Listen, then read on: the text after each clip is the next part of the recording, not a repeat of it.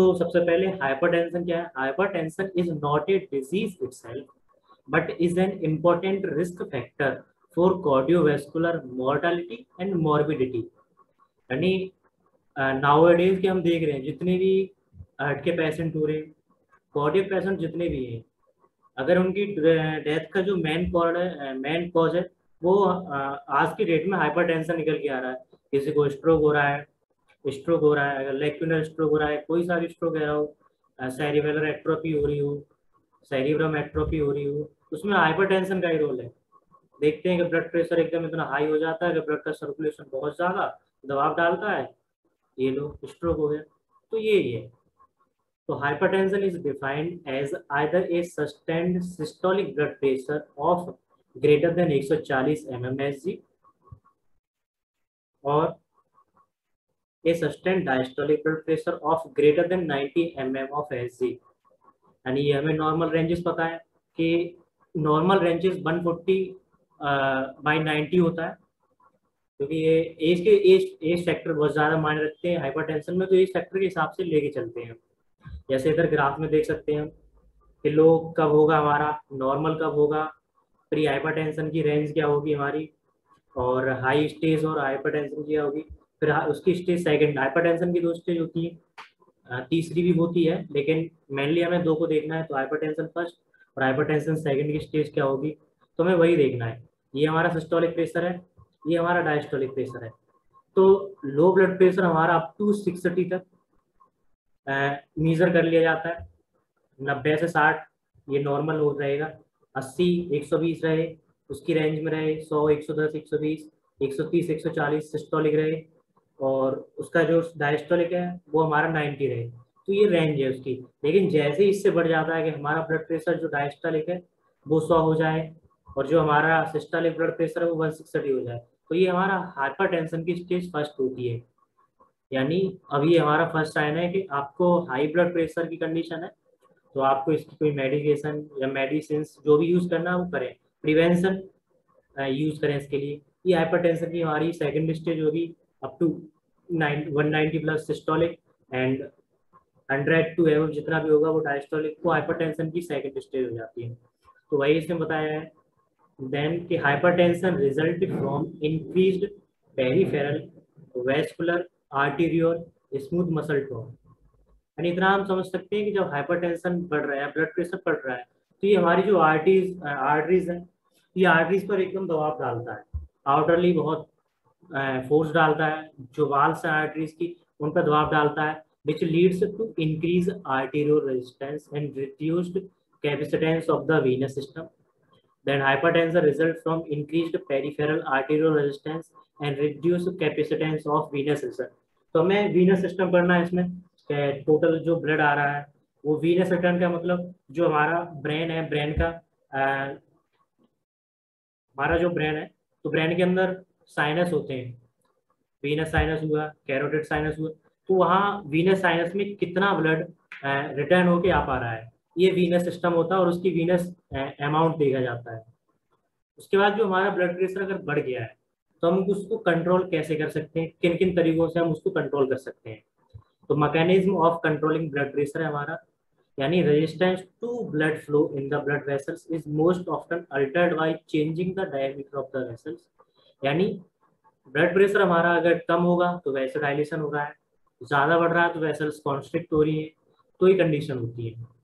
Change in blood viscosity, यानी जो blood है हमारा उसके flow of the direction and flow of the rate क्या है, किस रेट से वो हमारे वेसल्स में बह रहा है, फ्लो कर रहा है, ये भी इम्पोर्टेंट है। और in the length of the blood vessels can also alter resistance to blood flow. यानी कुल मिला के अगर हमारी वेसल्स में ब्लड बह रहा है तो उसको प्रिवेंट करने के क्या क्या फैक्टर हो सकते हैं। हो सकता है जो हमारी वेसल्स है उसका डायमीटर कम ज़्यादा हो गया, हो सकता है जो ब्लड है उसकी विस्कोसिटी बढ़ गई हो। विस्कोसिटी का मतलब होता है गाढ़ापन, यानी जो फ्लो ऑफ द ब्लड का है बहने का वो कम हो जाता है विस्कोसिटी जैसे ही बढ़ती है। उसके बाद की cardiac output can be altered by changing stroke volume और हार्ट रेट। जैसे जैसे हम जानते हैं कार्डियक आउटपुट क्या है हमारा, स्ट्रोक वॉल्यूम और हार्ट रेट, तो ये सब चीज़ें एक फैक्टर है जो हमारे ब्लड प्रेशर से जुड़ी हुई है। अब हम ब्लड प्रेशर को दो तरीके से कंट्रोल कर सकते हैं, एक baroreceptor and sympathetic nervous system के द्वारा, दूसरा हमारा रास जो रेनिन एंजियोटेंसिन एल्डोस्टेरोन सिस्टम होता है, बहुत ही इंपॉर्टेंट सिस्टम है ये। इसके द्वारा हम ब्लड को हाइपरटेंशन को कंट्रोल कर सकते हैं। तो पहला सिस्टम देख लेते हैं कि baroreceptor and sympathetic nervous system. Baroreceptor जैसा कि उस दिन मैंने बताया था कि इनकी लोकेशंस कहाँ होती है, यानी लोकेशन इनकी ब्लड वेसल्स में, जो हार्ट के ब्लड वेसल्स होती हैं।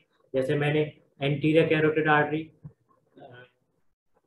Right left carotid artery, right carotid artery दोनों बताई थी। उनमें इसका काम क्या है, ये ब्लड प्रेशर को मेजरमेंट करता है। तो इसे आज डिटेल में पढ़ लेते हैं कि एक्चुअली में है क्या। तो baroreceptors are specialized stretch receptors located within thin areas of blood vessels and heart. Specialized stretch receptor का मतलब है, यानी ये जो लोकेशन में अवेलेबल है ब्लड वेसल्स एंड हार्ट में, ये क्या करती हैं, जैसे ही उन वेसल्स में अगर दबाव बढ़ता है तो ये स्ट्रेच का मतलब स्ट्रेच होकर एक्टिवेट हो जाते हैं। जैसे ही दबाव बढ़ता जाएगा तो इनमें स्ट्रेच मैकेनिज्म पाई जाती है, उसके द्वारा ये एक्टिवेट हो जाते हैं। अब अगर ये एक्टिवेट हो गए तो ये क्या करेंगे, they send impulse to the cardiovascular center to regulate blood pressure. यानी अब क्या है, अब ये वहां से जो इम्पल्स जनरेट हुई है कि हाँ हमारा ब्लड प्रेशर बढ़ रहा है, यहाँ दबाव ज्यादा हो रहा है, इसको रेगुलेट करें, तो जो कार्डियोवैस्कुलर सेंटर है हमारा, उसको ब्लड प्रेशर रेगुलेट करने के लिए ये अपना इम्पल्स सेंड कर देते हैं। उसके बाद baroreceptor act by changing the activity of sympathetic nervous system. जो हमारे बैरोरिसेप्टर है वो हमारे जो एसएनएस है यानी सिंपैथेटिक नर्वस सिस्टम, उसकी एक्टिविटी को पूरा ही चेंज कर देते हैं। कैसे, तो पहले ये पढ़ते हैं कि when blood pressure increases the baroreceptor are stretched more tightly and initiate action potential at a higher rate. यानी डिपेंड करता है कि जो वेसल्स में दबाव बढ़ रहा है वो कैसे बढ़, कितना बढ़ रहा है। अगर ज्यादा ब्लड बढ़ गया, दबाव बढ़ रहा है, तो ये बहुत जल्दी, बहुत फास्टली रिएक्शन करते हैं, एक्शन पोटेंशियल को जनरेट करेंगे, हायर अमाउंट के एक्शन पोटेंशियल यहाँ से जनरेट करेंगे। दूसरा, अगर at lower blood pressure the degree of stretch is lower and the rate of firing is slower. यानी एक्शन पोटेंशियल को जो जनरेट करेंगे, जहां अगर लो ब्लड प्रेशर है, वैसोडाइलेशन ज्यादा है, तो वहां पर जो एक्शन पोटेंशियल जनरेट करने का रेट है वो बहुत कम होता है comparative to higher blood pressure की। When the cardiovascular system cardiovascular center in the medulla oblongata receives this input, it triggers a reflex that maintains homeostasis। यानी जो हमारा कंट्रोल सेंटर है वो हमारा मेडुला ऑब्लोंगेटा है। तो मेडुला ऑब्लोंगेटा में कार्डियोवैस्कुलर सेंटर अवेलेबल है। वो क्या करेगा, जैसे ही इस इनपुट को पाएगा वो तुरंत रिफ्लेक्स देगा, ताकि ये जो वेरिएशंस है वो हमारा मेंटेन हो जाए, जिसे हम होम्योस्टेसिस कहते हैं, मेंटेन द इंटरनल एनवायरनमेंट। तो इंटरनल एनवायरनमेंट को मेंटेन कर देगा, ये होम्योस्टेसिस है हमारा। उसके बाद next, the cardiovascular centre is a part of the human brain found in the medulla oblongata responsible for regulation of cardiac output. यानी जो कार्डियोवैस्कुलर सिस्टम है वो हमारे मेडुला ऑब्लोंगेटा में प्रेजेंट होता है, जो हमारे कार्डियक आउटपुट के रेगुलेशन के लिए इंपॉर्टेंट है। एंड कार्डियोवैस्कुलर सेंटर जो सेंटर है कंटेन्स 3 डिस्टिंक्ट कंपोनेंट। यानी कार्डियोवैस्कुलर सेंटर के अंदर 3 चीजें, वो एक ग्रुप हो गया, उसके अंदर 3 चीजें। उसमें क्या है कि कार्डियो एक्सेलरेटर सेंटर, जो कार्डियो एक्सेलरेटर सेंटर है, एक कार्डियो इनहिबिटर सेंटर है, साथ में एक वासोमोटर सेंटर है। तो तीनों के बारे में जान लेते हैं कि करते क्या है। जो कार्डियो एक्सेलरेटर सेंटर है, stimulate cardiac function by regulating heart rate and stroke volume. यानी ये एक्सेलरेट करेगा, किसको एक्सेलरेट करेगा, ये हमारे कार्डियक फंक्शन को, जो हार्ट के फंक्शन है उसको स्टिमुलेट करेगा, जिससे कि जो हमारा हार्ट रेट और स्ट्रोक वॉल्यूम है वो हमारा मेंटेन हो जाए। जो कार्डियो इनहिबिटर है वो क्या करेंगे, cardio inhibitor centres shows slows cardiac function by decreasing heart rate and stroke volume. ये उस कार्डियो फंक्शन को जो कार्डियो इनहिबिटर सेंटर है वो डिक्रीज करेंगे, इसे इनहिबिट करेंगे। इससे क्या हमारा हार्ट रेट और स्ट्रोक वॉल्यूम दोनों ही कम हो जाएंगे। थर्ड है हमारा द वैसोमोटर सेंटर। ये क्या करता है, कंट्रोल्स वेसल स्टोन और contraction of the smooth muscle in tunica media. जो हमारी वाल्स होती है, लेयर होती है, जो बीच वाली लेयर होती है ट्यूनिका मीडिया, वो स्मूथ मसल्स की बनी होती है। तो ये क्या करता है, ये वेसोमोटर सेंटर जो होता है वेसल्स के टॉन और कॉन्ट्रैक्शन को कंट्रोल करता है। नेक्स्ट पॉइंट की the cardio accelerator centre, cardio inhibitor centre and vasomotor centre form the cardiovascular centre which is a cluster of neuron that function independently to regulate blood pressure and flows। कुल मिला के इतना पढ़ने से हमें जो baroreceptor की मैकेनिज्म उससे इतना समझना है, बैरोरिसेप्टर की मैकेनिज्म एक स्पेशलाइज्ड स्ट्रेच रिसेप्टर के द्वारा होती है जो हमारे ब्लड वेसल्स और हार्ट में अवेलेबल होते हैं।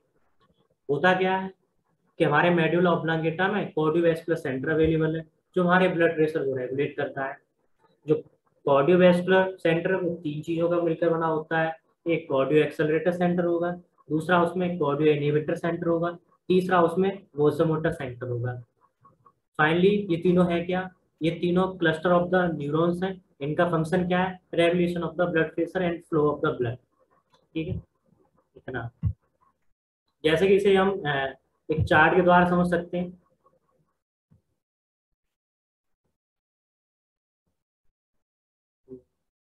जैसे से देखते हैं, when arterial blood pressure becomes elevated above normal, तो होगा क्या,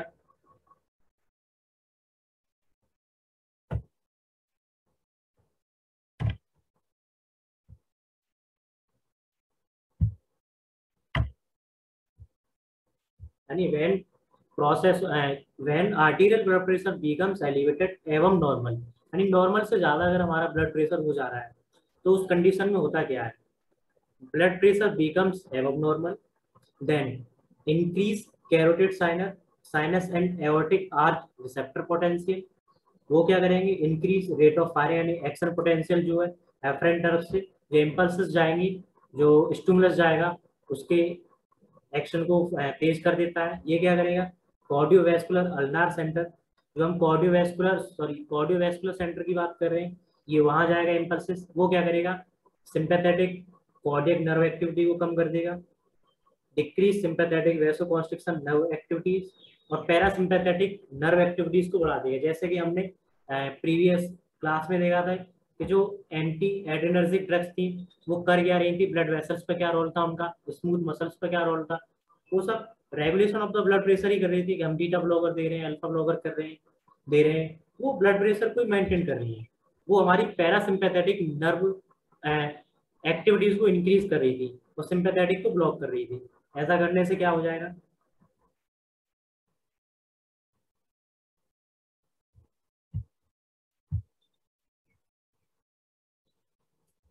जैसे उससे ज्यादा इजी वे में यहाँ समझ सकते हैं, impose decrease in artery level pressure, blood pressure घट गया है, वो इसका वो जस्ट अपोजिट था, वहाँ एलिवेशन हो रहा था ब्लड प्रेशर में, यहाँ क्या है वो घट रहा है।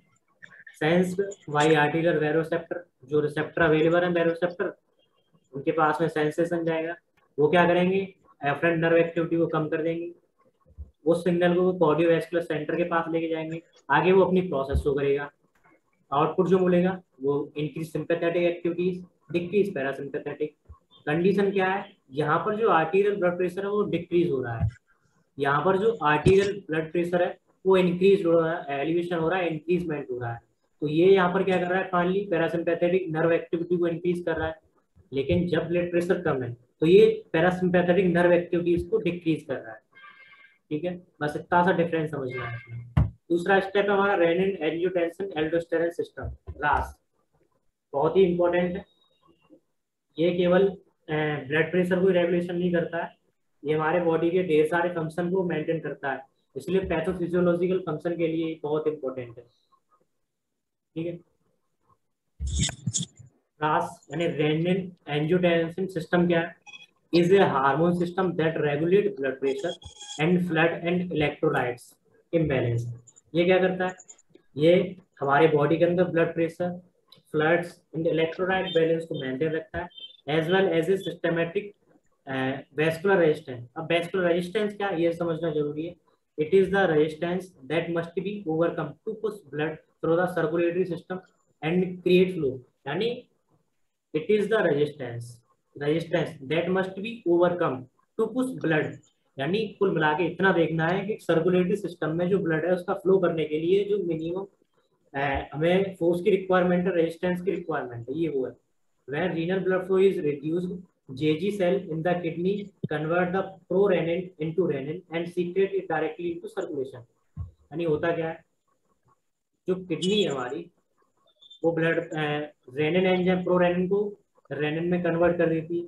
अब ये एक्टिव रेनिन क्या करता है, जो लीवर से हमारा एंजियोटेंसिनोजन आ रहा है, conversion of angiotensin into angiotensin first perform by renin. यानी यहाँ समझते हैं, एंजियोटेंसिनोजन लीवर से आता है, ये एक्टिव नहीं है, इसको एक्टिव करने के लिए हमें रेनिन एंजाइम की जरूरत है। अब ये रेनिन एंजाइम क्या कर रहा है, इस एंजियोटेंसिनोजन को एंजियोटेंसिन फर्स्ट में कन्वर्ट कर दिया। ये हमारा 353 अमाइनो एसिड का बना होता है एंजियोटेंसिन 1, ठीक है। खैर ये इतना इंपॉर्टेंट नहीं है, लेकिन ये रेनिन ने एंजियोटेंसिन 1 में कन्वर्ट कर दिया। अब angiotensin 1 is angiotensin converting enzyme, जो हमारा लंग्स से सीक्रेट किया जाता है, उसके द्वारा ये एंजियोटेंसिन सेकंड में कन्वर्ट कर दिया जाता है। अब ये जब कन्वर्ट हो गया तो उसके मेन फंक्शन क्या है, ये सबसे पहले वैसोकॉन्स्ट्रिक्शन कराएगा, दूसरा साल्ट एंड वाटर रिटेंशन कराएगा, तीसरा एल्डोस्टेरोन रिलीज कराएगा, चौथा क्या है, सिंपैथेटिक एक्टिविटी शो करेगा। अब एल्डोस्टेरोन रिलीज करने के लिए क्यों इंपॉर्टेंट है, एल्डोस्टेरोन इसलिए इंपॉर्टेंट है क्योंकि आगे चल के एडीएच जो हार्मोन है उसको सीक्रेट करेगा, एंटी डाययूरेटिक हार्मोन। तो यहाँ पढ़ते हैं कि angiotensin second also stimulate the hypothalamus by the increase third and increasing. यानी अगर एंजियोटेंसिनोजन सेकंड एक्टिवेट हो गया तो ये सबसे पहले सिंपैथेटिक एक्टिविटी में, यानी ये हमारे हाइपोथैलेमस को एक्टिवेट करेगा। वो क्या करता है, हमारे जो भूख और प्यास को इंक्रीज कर देता है, थर्स्ट एंड ड्रिंकिंग एक्टिविटी को ज्यादा कर देता है। उसके बाद में इट एक्टिवेट एडिनल कॉर्टेक्स, जो हमारे एडिनल कॉर्टेक्स है किडनी के, उसको एक्टिवेट करेगा, वो हार्मोन एल्डोस्टेरोन को सीक्रेट करेगा।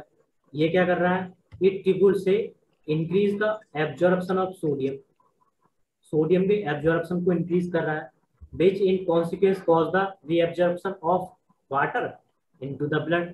यानी अगर उसने सोडियम को एब्जॉर्ब कर लिया तो फाइनली चल के जो हमारा वाटर है वो हमारे ब्लड में एब्जॉर्ब हो, उसका ब्लड से रीअब्जॉर्प्शन हो जाता है, वाटर का ब्लड से रीअब्जॉर्प्शन हो जाता है।